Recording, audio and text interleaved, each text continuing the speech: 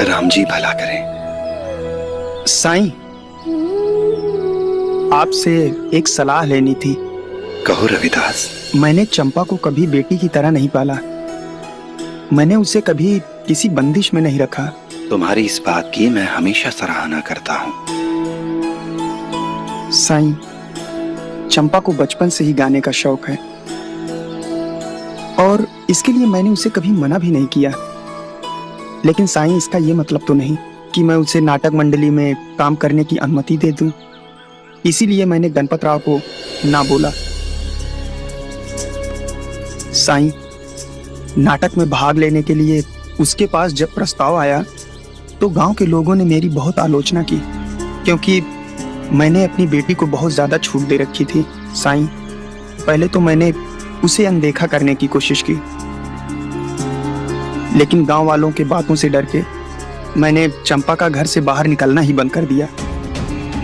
और आज गणपत राव का राग मल्हार सुनकर वही गांव वाले कह रहे हैं कि चंपा किस्मत वाली है, जो गणपत राव जैसा गायक उसके साथ गाना चाहता है, अभिनय करना चाहता है। और मैंने उसे ना कह के मूर्खता की है। अब साईं, आप ही बताइए, हम करें तो क्या करें? मुझे नहीं पता था रविदास कि तुम्हें भी यही बीमारी है। बीमारी? क्या हुआ साईं? क्या बीमारी है चंपा के बाबू को? संसार का सबसे पुराना रोग। क्या कहेंगे लोग? जानते हो रविदास, जब कोई चीज लोगों की समझ में नहीं आती, उनके पल्ले नहीं पड़ती, तो वो कहने लगते हैं कि वो गलत है, ठीक नहीं है। मसलन शिरडी के लोगों ने कभी किसी स्त्री को पेशेवर रूप से अभिनय करते, गाते हुए नहीं देखा है, इसलिए ये चीज इनके लिए नई है। और संसार में बहुत से लोग ऐसे हैं जो कोई भी परिवर्तन होते हुए देखना ही नहीं चाहते,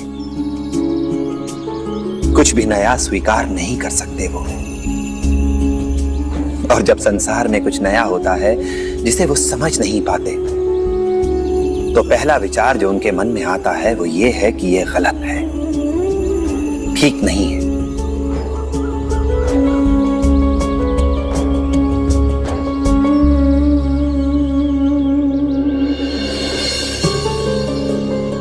लेकिन तभी एक इंसान आता है और कहता है कि गणपत राव पर सरस्वती का आशीर्वाद है। और फिर वही लोग जो आपकी आलोचना कर रहे थे आपकी प्रशंसा करने लगते हैं,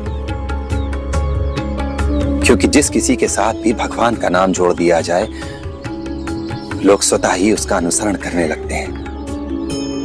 जानते हो इसका मतलब क्या है? इसका सिर्फ एक ही मतलब है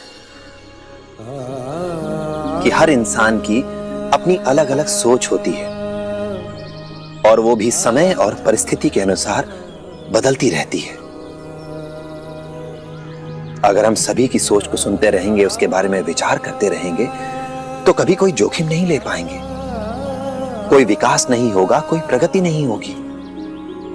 और इसीलिए चार लोग क्या कहेंगे इसके बारे में सोचकर खुद को रोक लेना, इसे मैं संसार का सबसे बड़ा रोग मानता हूं।